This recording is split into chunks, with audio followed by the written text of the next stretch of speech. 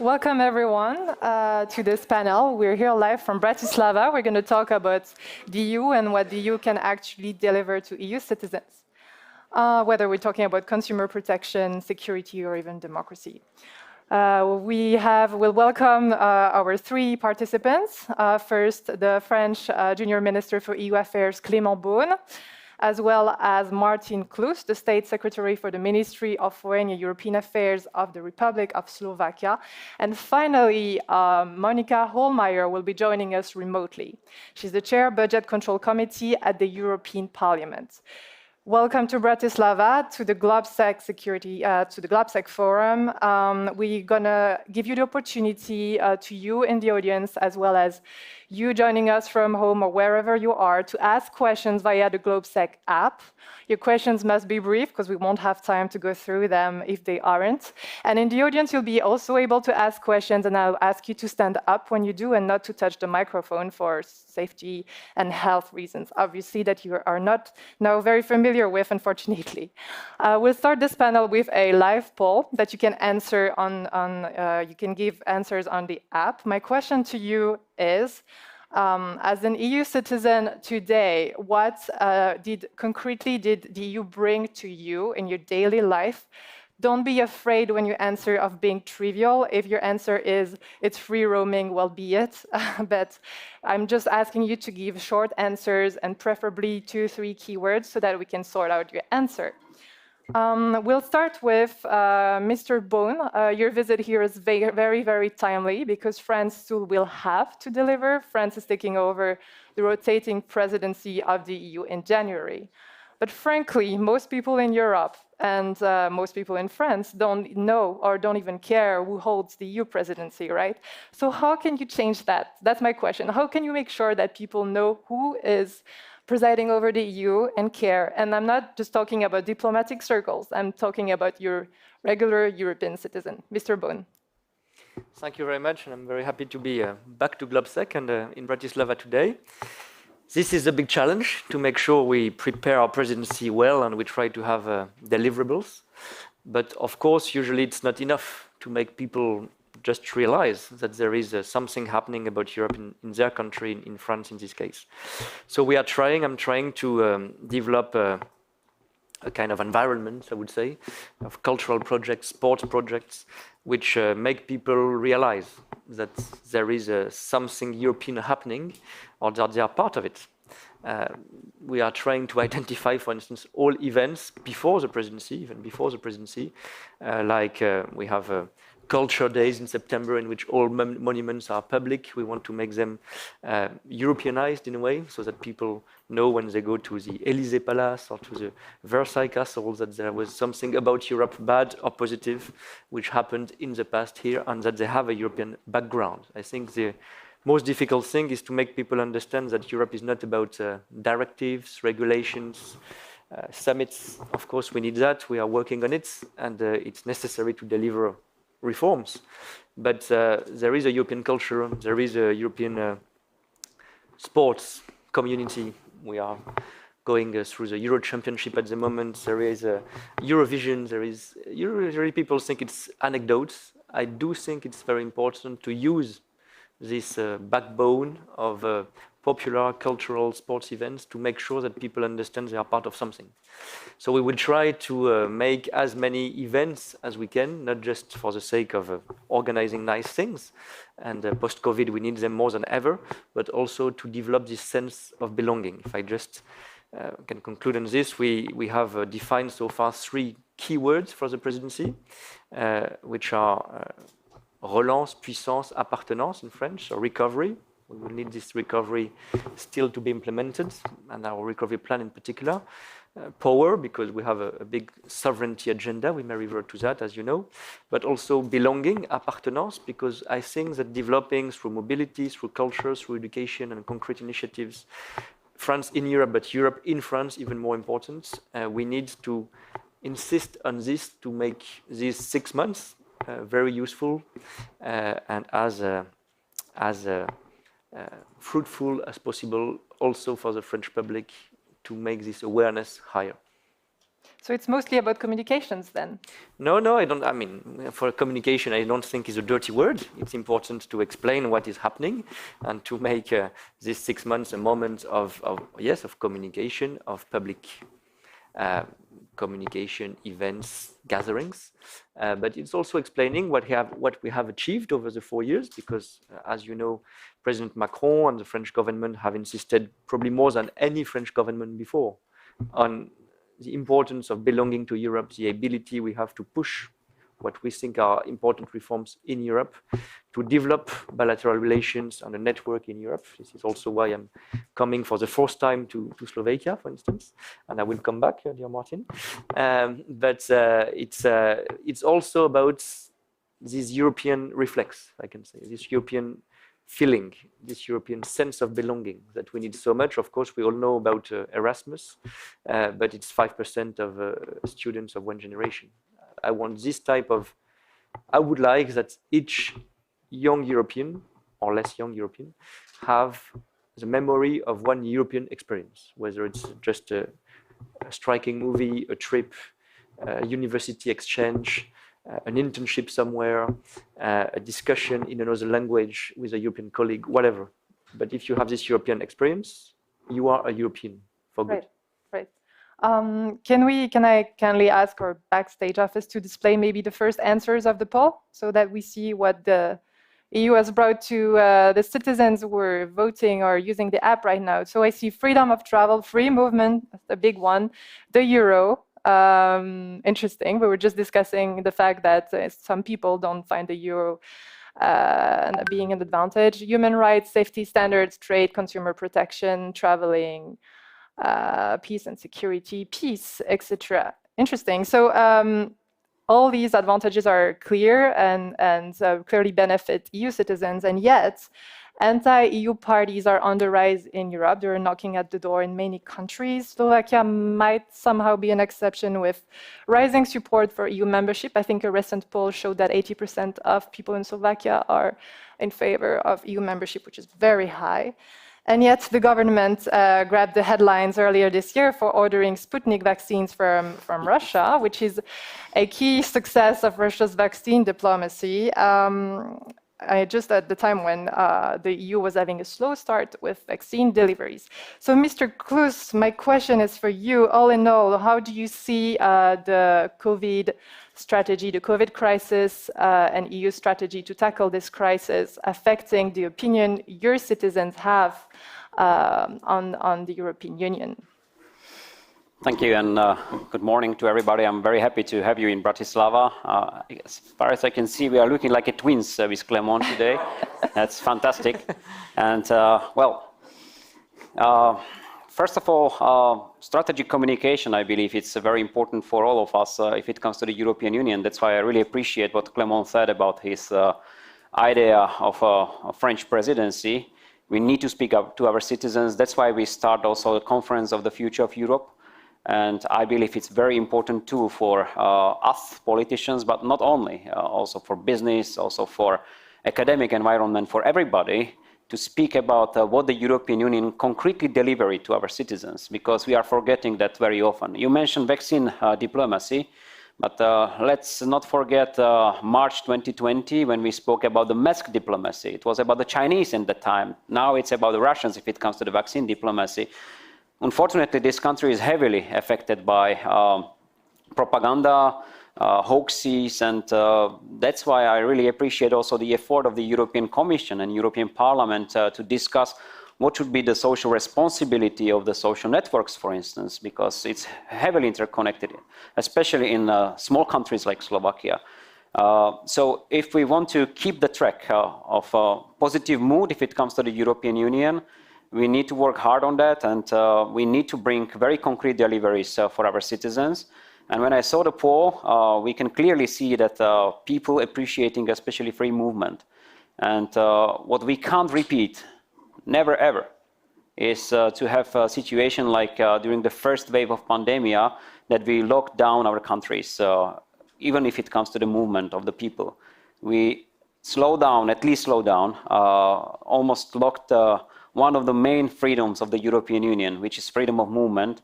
and I get thousands of emails from our citizens who are all around the European Union. This is the European Union you promised us? So please don't repeat it anymore, and try to find altogether the way out from pandemic, a different way than the locking of the borders, because that will be very critical. Also in 2022, during the French presidential election, German parliamentary election in autumn time, I believe people understand what's going on in this case, and we need to find European solutions for that.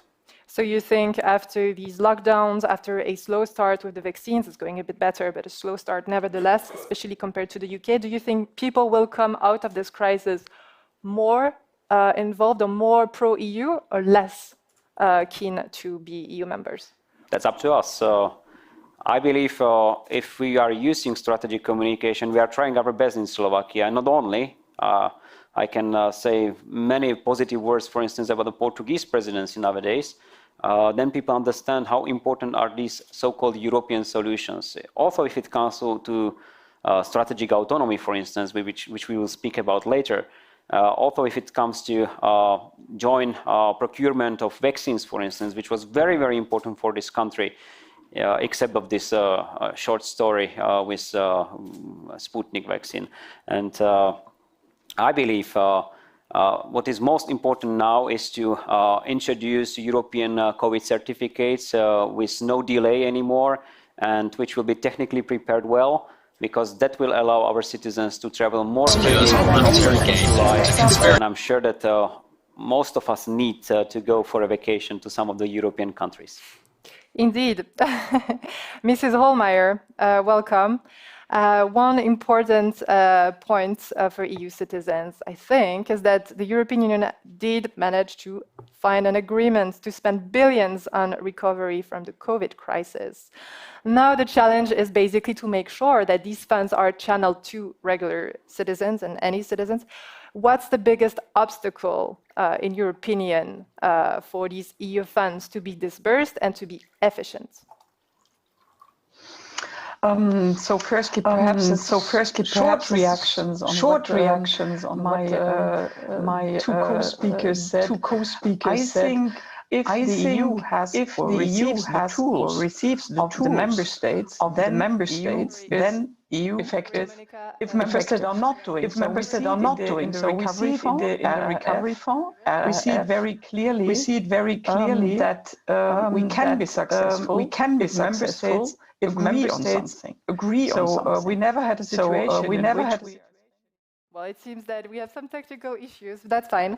Mr. Beaune, the question back to you then. What do you think would be the biggest obstacle to a smooth disbursement of these EU funds?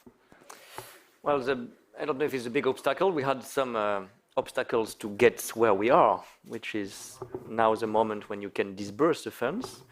And you can see it in two ways. You can say, in comparison with what we were able to do sometimes at the national level, when the emergency measures had everywhere in the EU to be put in place, that it was long and slow, because we had a political agreement in European Council last summer in July, and it's just starting now. As I tend to say, it was not a bureaucratic time, it was a democratic time that we used. And it's true, because we needed an agreement between the Council and our European Parliament that all Europeans elect, and then there needed a ratification by all national parliaments. I mean, if we want to do differently, we have to say it, but can we say at the same time that Europe is too slow and that we want democratic checks at the national level? If we need that, and I think we need that, it takes a bit of time. That's the way it is. Overall, it was quite quick, and it's starting now after a few months of this process. And if we want to make it a success, to be frank, I think a country like France has a big responsibility, because, as you know, we pushed very strongly for it at a moment when it was so difficult. We worked together on it, but it was extremely difficult to even mention the idea in March 2020, April 2020. A month afterwards, there was a French-German agreement. 2 months after that, there was a unanimous agreement in the European Council. Now, if we want to make sure that this is a big opportunity and not just a nice surprise, that came about of a long night in Brussels.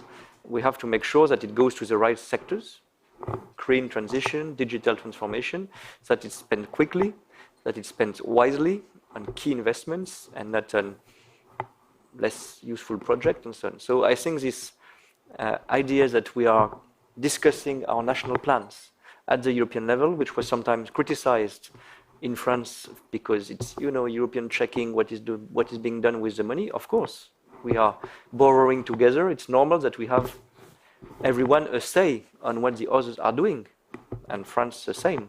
It goes both ways. It's perfectly rational, perfectly normal, and perfectly sound. But now it's good that through this discussion, we have a coordination of the big issues. And I think what maybe we should do better in the coming months is to have common projects. When we want to invest in hydrogen, when we want to invest in more medical research innovation, when we want to invest in batteries, all we need for the decade to come for Europe to be at the technological frontier, we need to coordinate and to have common projects. We are starting this with Germany, but I think maybe if we want to make this plan successful, we need more of these common projects at the European level between EU countries. You said overall we were quite quick in sorting this out and finding an agreement. Mr. Klus, do you agree? Because these projects, the hydrogen project is starting to get in shape, but for example, a project on health are taking a bit of time at EU level, especially if you compare it to what the US can achieve. Do you think it's fast enough? Well, of course, could be faster, but let's take a look on acquis communautaire, which is not allowing us to move some of the competencies from the national states without changing of the treaties. And that was one of the very clear answers when people start to blame on European Union in spring 2020 that why they didn't act quickly enough, the same like Russians or Chinese. And the answer was very clear that, well, they can't because it's our responsibility. It's a responsibility of national states. So let's discuss also this option during the conference of the future of Europe. I believe we need to speak frankly to our citizens that in some occasions, like pandemia, for instance, maybe more Europe is a good idea. Then we need to speak about some other competencies where maybe a little more subsidiarity will be a better idea. So this is the conference of the future of Europe about, and I believe we will get very clear answers from our citizens because they expect, as I said, very concrete delivery from us, and we are failing sometimes. So I'm optimistic, of course, and I believe 2021 was much more successful than the 2020.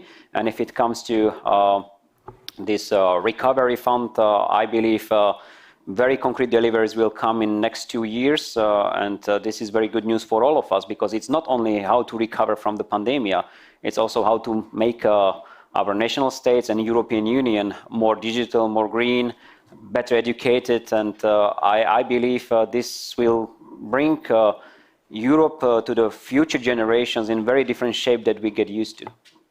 Indeed, for those who are eagerly waiting for Mrs. Hohlmeier to appear again, we're just sorting out technical issues. She'll be back probably shortly, hopefully.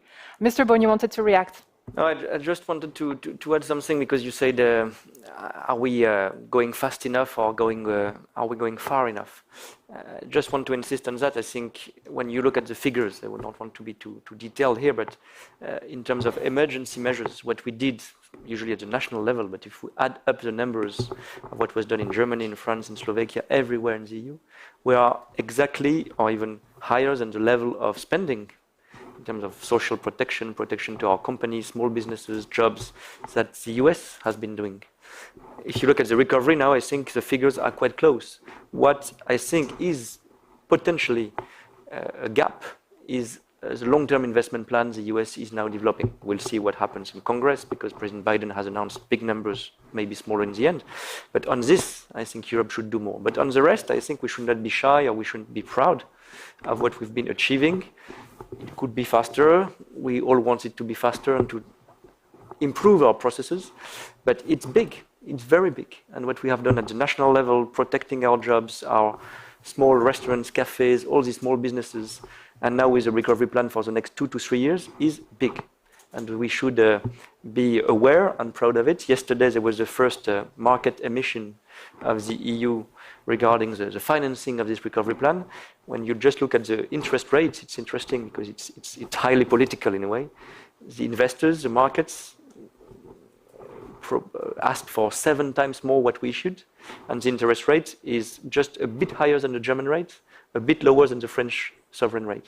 It means that there is trust in the EU financing. It means that there is trust in the EU future, because you have people, and they are not NGOs, they are market investors, who are defending their own financial interest, and they invest in the EU for the next 40 years, because we will repay this plan over 40 years. So I think it's a sign of trust in our future, which is extremely important after Brexit, after the crisis we went through. We should be aware and proud of it. Clearly, these investors believe the EU will still be there and will still stand it 40 years. Do you think, Mr. Beaune, as Mr. Macron actually mentioned it, that the EU must start working on another short-term, mightier investment plan? Well, it's the point I was making. I think we should not consider that our recovery plan, this 750 billion, is small. It is big. Now we have to deliver, to implement, to make it successful, and so on. So to be direct and frank, I don't believe we could or we should have another 4-day summit in Brussels in the coming weeks to change the numbers. I think it would not work, to be realistic and pragmatic, especially since we have not spent the money yet. What I do think is that what we could lack, or where the US could be faster and more ambitious than us, is a 10-year investment plan. I'm not impressed about the numbers, the $2,000 billion that President Biden has announced for immediate recovery or immediate support. What is impressive is this 10-year investment plan in the US for infrastructure and so on. This we don't have yet at the EU level. So it's not about our recovery. Our recovery is for the next 2 years. It's quite short term. It is what we do in 2030, in 2035.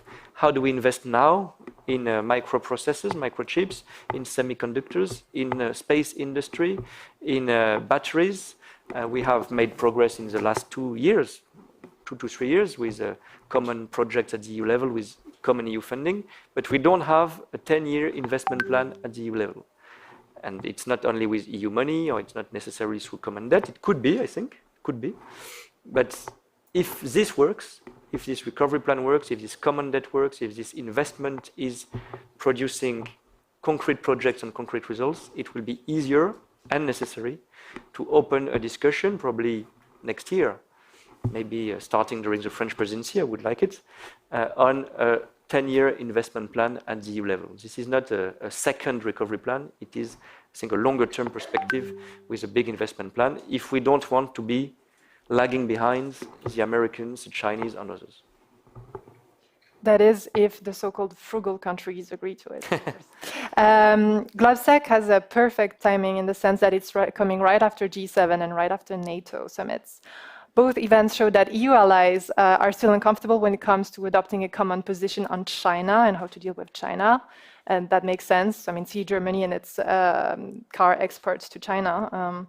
Are you hopeful, Mr. Beaune, that maybe after the September elections in Germany, perhaps during the French presidency of the EU, even the UK can be more united on China? Well, again, I think we should. It's not perfect, of course, but we should look at what has been happening the last 4 or 5 years. I remember when I was already working on a different position for Minister Macron at the time, a French economy minister. We had discussions about recognizing the market economy status of China in WTO. That was 5 years ago only. And there was a debate in the EU to recognize it. That would have meant dismantling our anti-dumping tools and so on and so forth, to open widely our protections in all respects to Chinese investment and Chinese dumping, to be clear. The debate and the DNA of EU on this has totally changed. Not only we have not recognized this market economy status, we have strengthened our anti-dumping instruments. We have developed a screening mechanism, which I think is too soft, but it's a first step to make sure that in strategic sectors, not in all sectors, but in strategic sectors, we can check nationally or at the EU level what is being done by third country investors, like Chinese investors. We will have very important reform, I think, proposed by the Commission in the coming weeks, a foreign subsidy mechanism, which means that when you are a foreign, non-EU company investing, buying a company, bidding for public procurement in the EU, we will make sure that you don't have subsidies, so unfair competition from your home country, China or others, but China. So I think this software has totally changed. I think we are not there yet. We are more united, we are less naive, but we are probably not strong enough in terms of trade policy, in terms of trade negotiations. There was a lot of talk about these investment agreements made with China at a principal level last December.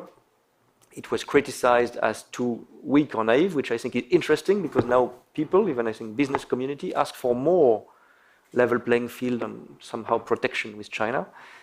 It is a step in the right direction, but probably now it's not seen as enough. And I think beyond the key issue of human rights, of International Labour Organization conventions that China will have to ratify if it wants us to ratify this agreement, so it's not a given.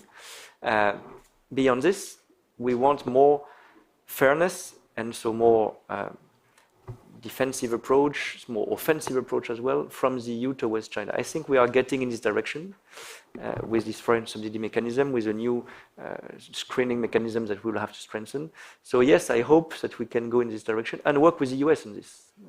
Just to be clear on that, I don't think that we are in a position of equidistance between, as EU, between the US and China. We want to cooperate with China on a lot of topics, including trade, but also climate and so on. We have our own EU position, which is not necessarily the American position, but our key partner, of course, for security, strategic approach, but also for trade and for multilateralism is the US, and we could work on this. Right. Thank you. It's a work in progress indeed. So we have Mrs. Hohlmeier, who is back, apparently. I think you're back. Can you hear us? I hear you, but you can't hear me. That's the problem. We have some problems today in Brussels. So back to my. We had some problems in other committees either. The EU has agreed. I was saying that the EU has agreed to spend billions on recovery, and I was asking you what is the biggest obstacle to smooth delivery of these funds? And I think you pointed out that we have to make sure that EU funds are not channeled to people who are not entitled to them. That has happened in the past. Is that a serious risk? And how does the EU work to prevent that kind of things? I'm thinking corruption, for example. I think the most important issue in RRF first is that we are really using the 750 billion for innovation, for research, for recovery, and that it is really delivered to those who need it or to those who are really delivering in the area of research and innovation. So corruption is an issue, but it is not the first issue on RRF. Yes, it is an issue for our committee, and it's an important issue to really avoid any kind of corruption. And there we have to do more. We need more transparency. We need, at the end, if we are discussing digitalization, it's really very interesting that we have no cross-border digitalization to trace back European money, because till now the member states don't agree with this. I think we should do it, and I think that it would be of a cross-border positive action to have a digitalized system to trace back. As we are just discussing other issues in digitalization, 20% of the amount of RRF are for digitalization, so for innovation, not only for control, but for real innovation in the digital area. And if we want to be successful in the Green Deal and at the same time recovering, then we need a lot of innovation and really a European initiative in the innovation area. Therefore, I really would appreciate it very much if member states would agree on more financial means in the area of research. You had talked about, for example, the COVID-19 crisis. We would not have a mRNA technology if Europe wouldn't have invested in this kind of technology. It's a European technology. So it's very interesting that now China, Russia, and explicitly the United States are asking for giving them the patents. I think if they would be American patents and not European ones, they would ask to open up. I think we really have to act together.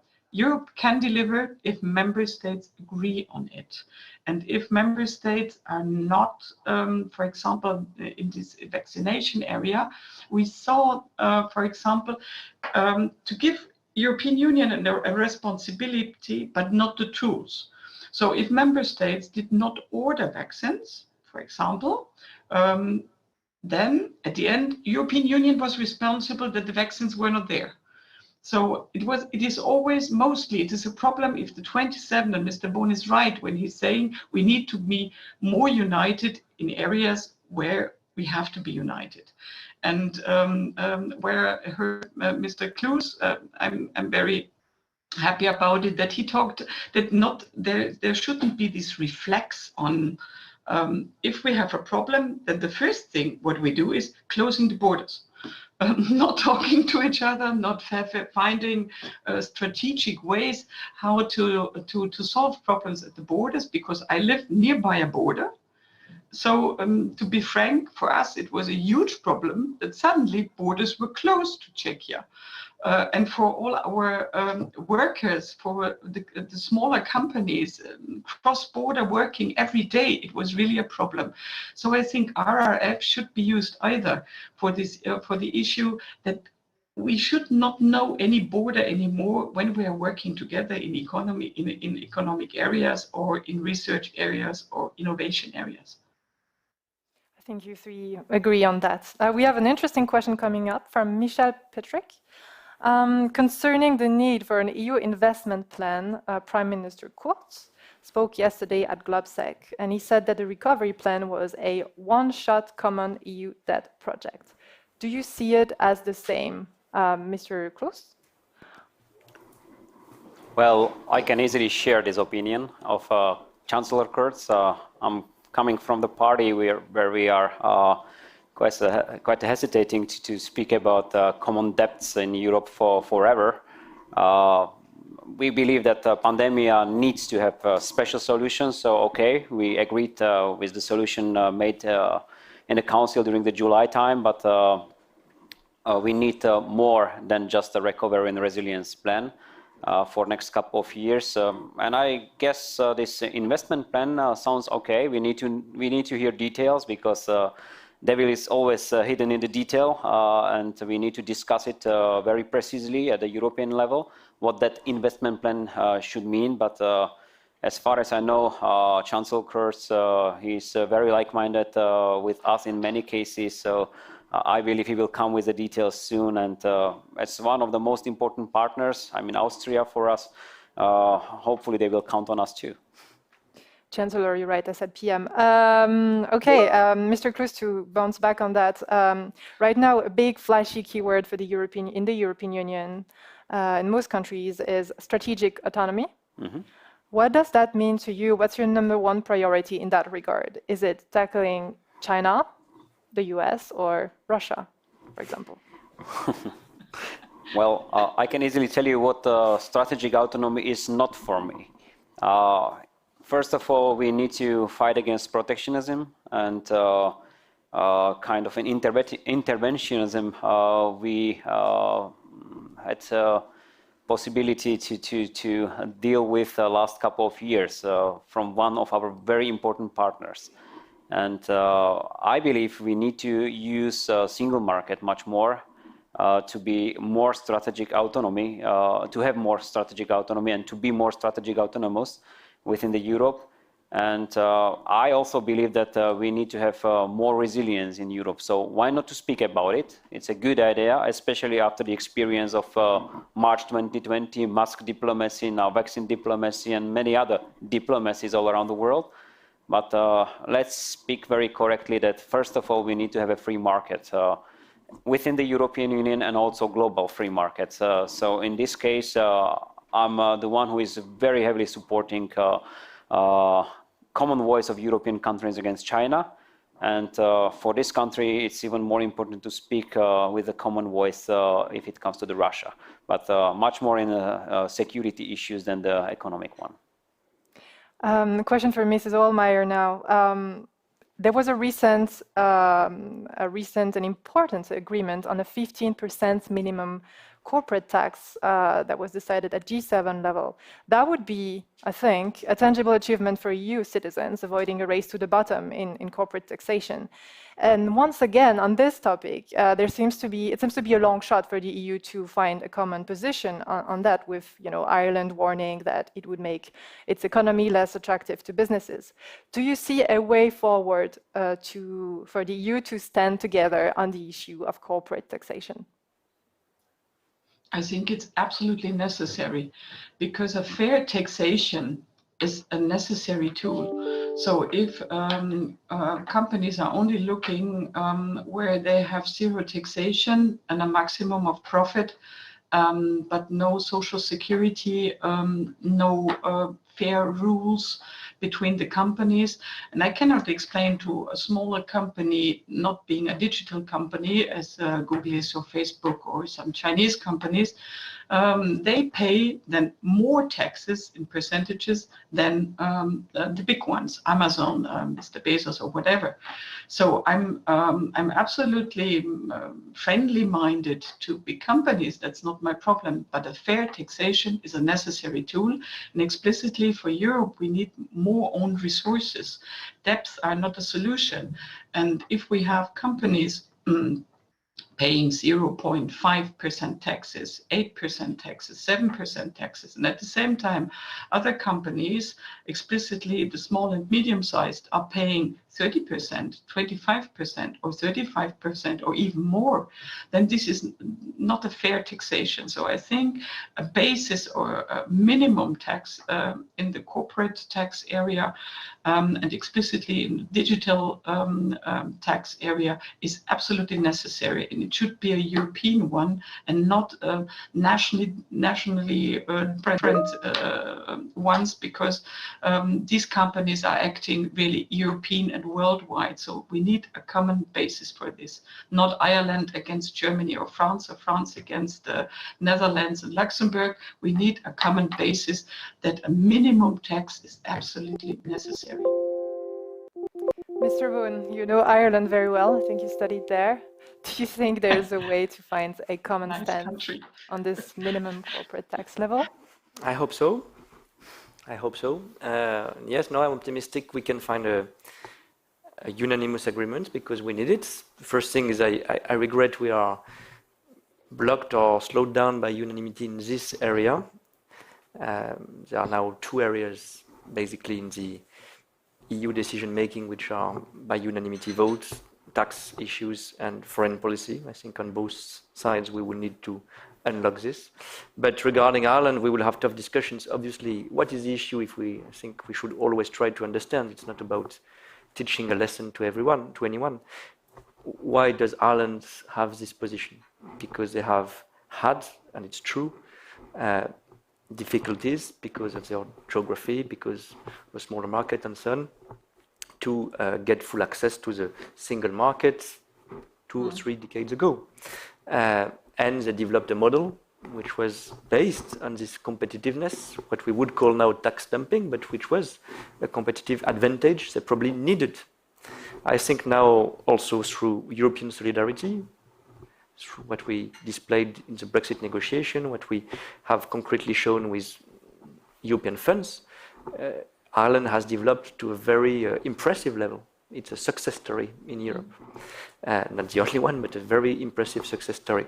And I think, and I have the feeling Ireland knows it, they will have to move, probably not overnight, but to another economic model, which would include to be more convergent regarding taxes, to accept evolutions. I know it's difficult. It's more difficult to accept such a move than it is for France and for other countries. It is. But we will need that. And I don't want to threaten or to have a kind of a conflict on this. But we will need Ireland to move. And I think we have to explain why, we have to convince, we have to say it vocally.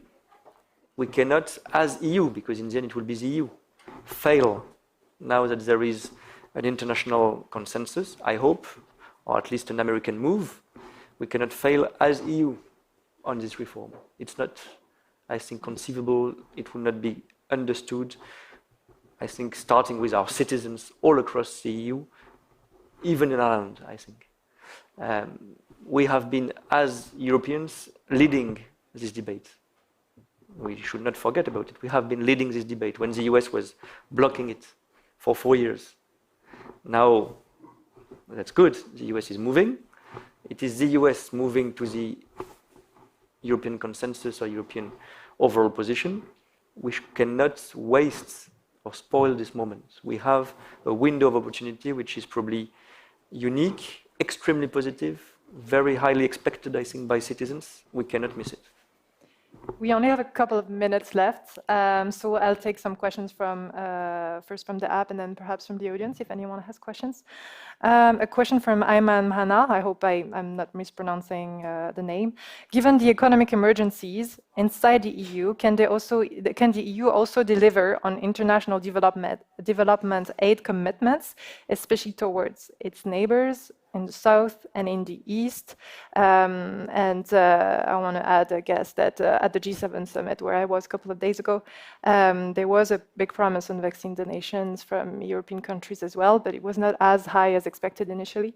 Perhaps a question for Mr. Klus. Do you think the EU should and can keep its goals in terms of development aid, given the emergency inside the EU? Of course. And everybody knows that Slovakia is a huge proponent of enlargement of the European Union, especially if it comes to the Western Balkan. And let's not forget our very important neighborhood, Ukraine. And we understand that for some countries like France, for instance, also Africa and Mid-East is very important too. Let's discuss this topic also if we will broaden it to the topic of migration, for instance, which is also quite sensitive in the European Union. So we are ready for such a discussion. It's very, very important for us. And I'm very grateful, especially, for instance, to the Portuguese presidency now that they dealt with this topic very openly. And finally, we are having GAC format meeting next Tuesday, where we will open next chapters with Montenegro and Serbia to discuss. And I hope, and I really hope that we'll move forward also with North Macedonia and Albania. This is very important for this country. It's a top priority of our foreign policy. And we are also somehow active also in some other countries, which are very important, as I already mentioned, for the other European countries. We are having our forces in Mali, for instance. We used to be very active in Mid-East before, so we understand how important this is for Europe, and Europe needs to be a global player in this case. And I hope we are having plenty of opportunities how to be a global player. So let's use them. Otherwise, we then need to just manage the damage, like the migration 2015-2016. We are slowly running out of time. Perhaps, Mrs. Hohlmeier, you want to have a few words to close the session. We have about 1 minute left. If you have basically 30 seconds. That's very nice. Thank you very much. I think we are already successful if you see the COVAX initiative, but we are not moving strategically. Mr. Beaune was referring to it before. I think we need really to be strategic in the development area either, because if we are not doing it, then others will do it. They are not they don't feel to be responsible for their own populations, but they move very strategically in the European Union and try to bash the European Union back, or to separate European Union, or to diminish our power. So I think it's very necessary to move strategically in the development sector. Thank you, Mrs. Hohlmeier, and thank you for bearing with us despite the technical difficulties. Thanks to our three great panelists. This session is now ending. Refreshments will be available downstairs. The next session here in Maria Theresia We'll start at 11:15 and we'll be talking about the Western Balkans. Thank you very much. Thank you. Good.